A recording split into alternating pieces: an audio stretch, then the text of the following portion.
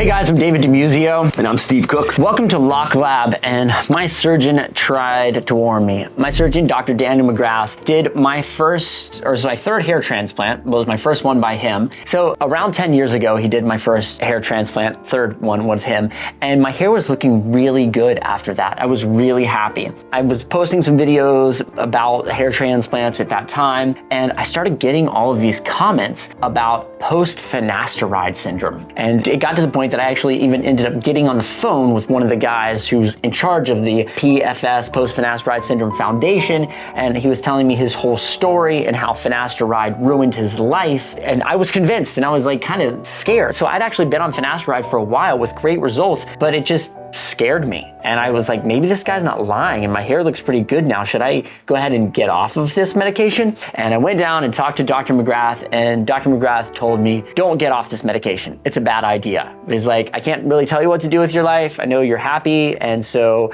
I just wouldn't suggest that you get off finasteride, but it's up to you. So I got off finasteride and I was off it for like 3 or 4 years after that. And after a couple of years, I started noticing my hair was thinner. It was kind of thinner all around, even on the sides. It was just getting much worse. And I was a little bit better educated at this point, and I finally realized, like, what am I doing? I'm ruining my own hair because of this fear, which I was now then discovering through more studies, which have even recently come out. The more we find out about finasteride, the safer and safer we actually realize that it is. And I now actually just don't believe in this post-finasteride syndrome thing as a thing. Sorry if you're one of the dudes who thinks that you've got that. I don't think that it exists because now I've had thousands of guys that have gotten on this medication, and many of them being my friends, and none of them have these issues that you're talking about. So now I just don't think that all of this exists, and I should have listened to my surgeon when he warned me, off the bat.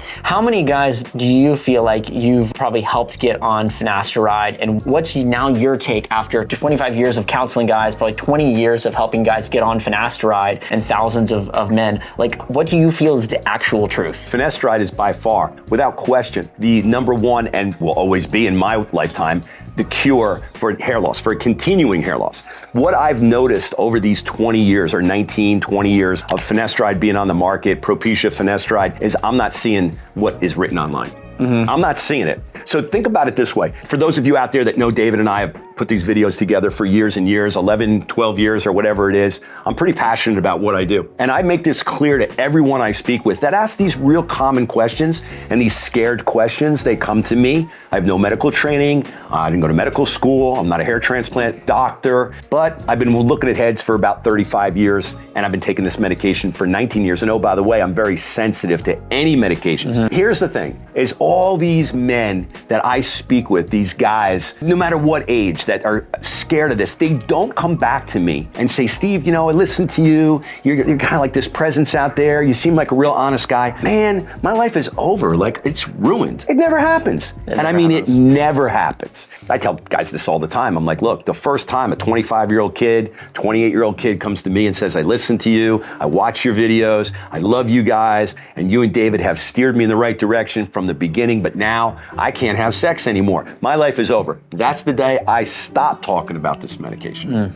It's never happened. So the bottom line is yes, I'm someone that has in the field experience. I don't like being in a management position or running a bunch of companies, or I like talking to people. I like helping patients. I don't want anybody to suffer through what I went through. Me getting them on this medication, although legally I can't because I'm not a doctor, me advising you to take this medication and stay off the internet and don't worry about these things, I never see anything coming back. Now and then you'll get a patient that gets a little placebo or asks questions or says, well, I feel like my erection was, I'm like, what are you saying? Your erection's not as hard? Yeah, that's not a side effect. Like, erectile dysfunction is not a side effect. It's not a side effect of finasteride. Where this stuff comes from, obviously online, and everybody has a cousin who has a brother, who has a dry cleaner, who has a friend in the gym who has a problem, right? Yeah. That's how it works. So what do they call that? The urban legend thing, David? Yeah. Right? So be careful what you hear out there. Try to think about it from a common sense standpoint, and I won't get into it on this video on biologically, hormonally what it does,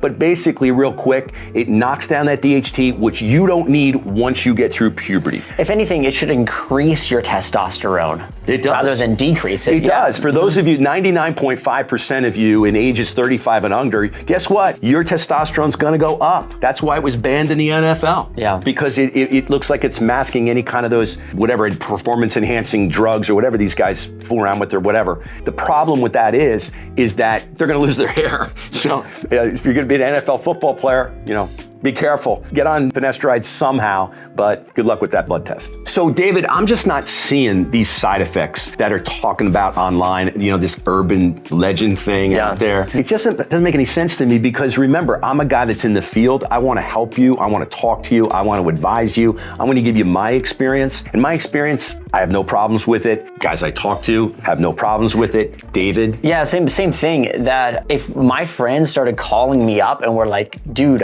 I've never been able to get an erection since I started on the medication that you told me that I should get on for my hair, I'm gonna feel horrible. Yeah. Like, wow. And these are my close friends that I will recommend this to. None of them have ever called me and had that issue. It's just the opposite. All they do is call me or text me and tell me that their hair is looking great and that they have now recommended this medication to their friends as well, Yeah, and that's what we're seeing. What we're seeing and what we're hearing. We are not hearing what you're seeing online. Yeah. And that's interesting to me. Why is that? I mean, 1%, 2%, there's gotta be some, right, Steve? No, there's nobody that's having any issues. And that's what makes it kind of confusing to me. So stay on the medication.